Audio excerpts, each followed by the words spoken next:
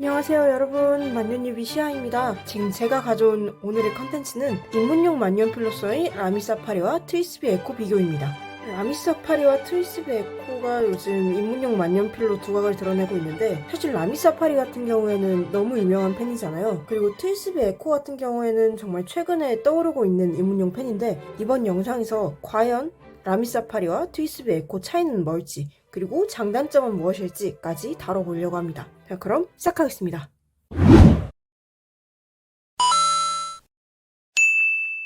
자, 첫 번째 라미사파리입니다. 일단 외관은 라미사파리 특유의 이 클립, 그리고 몸통의 잉크창, 립은 라미만 쓰여있고 별 화려한 문양이 없네요. 그리고 라미사파리는 컨버터 카트리지 방식이기 때문에 이렇게 컨버터 카트리지가 들어있습니다. 그리고 보시다시피 그립부에 삼각 그립이 있습니다.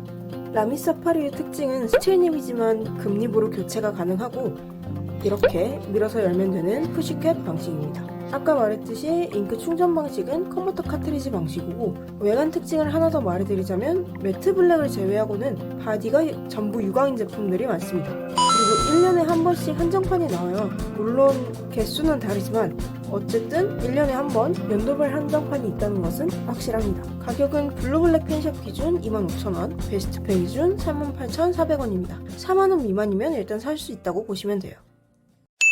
자, 그럼 트위스비 에코도 한번 봐볼게요. 트위스비 에코는 일단 클립은 이렇게 생겼고, 돌려서 여는 스크류 캡입니다. 피스톤 필러 방식이기 때문에 따로 컨버터나 카트리지를 넣을 순 없고, 이렇게 뒤쪽에 노브를 돌려서 잉크를 충전할 수 있습니다. 이 모양은 라미보다는 좀 더 화려하게 인그레이빙이 새겨져 있습니다. 그리고 에코는 에코와 에코T가 있고, 에코T 같은 경우에는 삼각 그립입니다. 자, 이제 장단점을 볼 건데요. 일단 라미 장점부터 볼게요. 라미는 컨버터 카트리지 방식이기 때문에 필링 방식의 특성상 세척이 좀 쉽습니다. 관리도 그렇게 어렵지 않아요. 심지어 라미 같은 경우에는 컨버터 문제도 그렇게 크지 않다고 하더라고요. 초보자가 쓰기 좋은 것 같고, 거기다가 라미사파리 같은 경우에는 후기가 되게 많아요.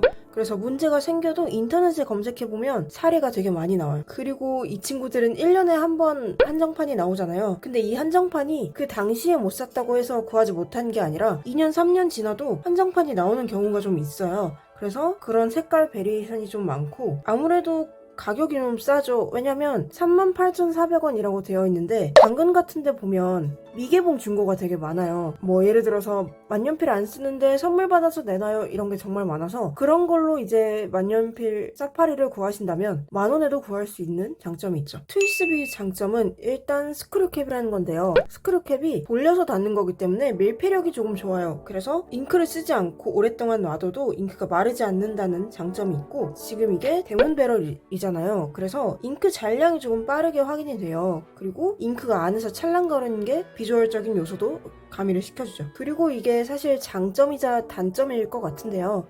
이거를 장점으로 보자면 트위스비는 피스톤 필러 필링 방식이잖아요. 그래서 잉크가 되게 많이 들어가요. 그래서 나는 굳이 잉크를 쓰지 않겠다, 한 잉크만 넣어서 계속 쓰겠다라고 하시면 라미보다는 트위스비가 좀 더 괜찮겠죠.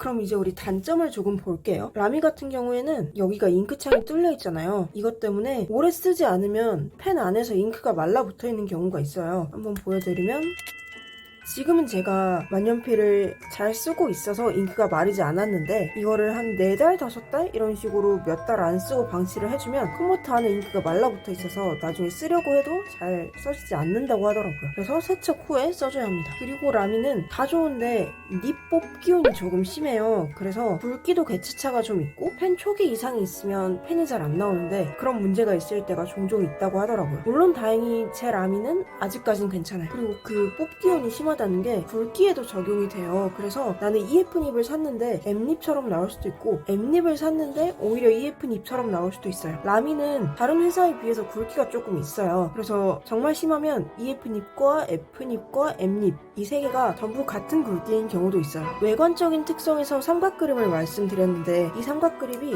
정석적으로 이렇게 잡으면 아무런 문제가 없어요. 나는 펜을 좀 특이하게 잡는다 해서 약간 이렇게 틀어지게 잡는다든지, 아니면 뭔가 다른 파지법을 쓰신다든지 하면 이 삼각 그립이 좀 불편하시다곤 하더라고요. 그래서 파지법이 조금 다르신 분들은 삼각 그립에 적응을 못해서 라미 사파리를 보내시는 경우도 좀 있어요. 라미 단점은 이 정도인 것 같습니다.